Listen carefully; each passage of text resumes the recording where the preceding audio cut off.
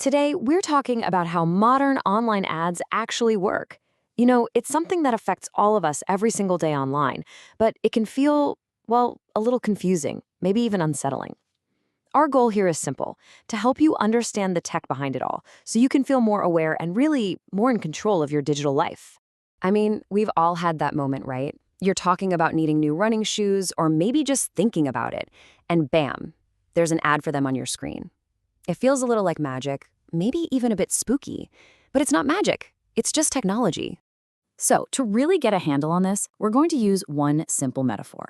Think of it as a smart slot machine. We'll break it all down into three parts. First, what does this machine know about you? Second, how does it learn and get smarter over time? And finally, what are the risks and what rules are in place to keep things in check? Okay, let's dive into that. At its core, the system that chooses the ads you see is kind of like a slot machine. But here's the twist. Instead of being random, it's built to learn from every single spin. It's not just following a static set of rules. It's constantly experimenting to figure out what works. The technology that powers this is called reinforcement learning. And the key idea is right there in the name. It's all about learning by doing. The system tries something, it sees the result, and it gets just a little bit smarter. Now, imagine that process repeating millions of times a second. That's how it's always improving its strategy. So how does this learning loop actually work? Let's go back to our smart slot machine. First, it looks at the context, and the context is you. It sees your device, maybe your general location, and what you're reading or watching right now. Then it takes an action. It places its bet by showing you a specific ad. And finally, it waits for the reward. Did you click it? Did you watch it? Or did you just scroll right past? That feedback, that's the payout. And it's the lesson that makes the machine smarter for the very next round. All right, so for the system to make good bets, it needs good information. This is where that context layer becomes so important. Let's break down the different kinds of data that actually create this context. First up, the system gets information from your device and your environment. This is the basic stuff, like are you on a phone or a computer? What operating system are you using? Even things like your screen size, your network connection, and a rough idea of your physical location, like the city you're in. Second, it looks at content signals. This is all about what you're consuming in that exact moment. It can see the category of the website you're on, like sports or news. It picks up on keywords in an article you're reading or the genre of a video you're watching.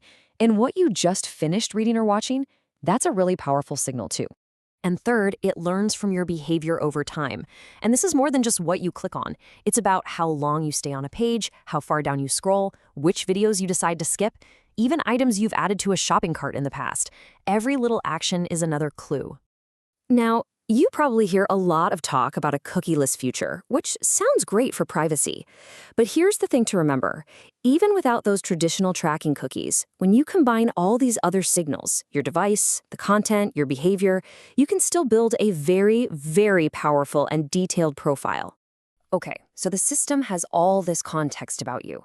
Now let's talk about how it uses that information to actually build a strategy, to decide which ad out of thousands of options to show you next. At any given moment, the system is facing a fundamental choice. On one side, it can exploit what it already knows, basically stick with the winner, show you an ad that's worked really well in the past. But on the other side, it needs to explore by trying out new, different ads. That might not pay off right away, but it's the only way the system can gather new data and maybe, just maybe, discover an even bigger winner for the future. A good system is always balancing these two things. And get this, it's not just about getting you to click something right now. The really sophisticated systems can play the long game. They might show you a subtle ad today, knowing that it slightly increases the chance that you'll make a purchase 3 days from now. They're optimizing for your entire journey, not just one single moment. So it's pretty clear this technology is incredibly powerful. And like with any powerful tool, it's really important that we calmly and clearly understand both the potential risks and the safety rules that are supposed to be in place. This last part is all about that balance. So let's just be aware of the potential risks. First, there's over-harvesting. That just means collecting way more data than is actually necessary.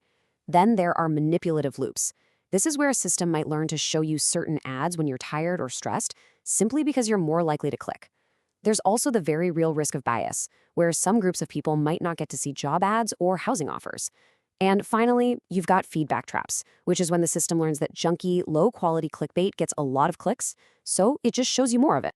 Now, to counter those risks, there are supposed to be protections and guardrails in place.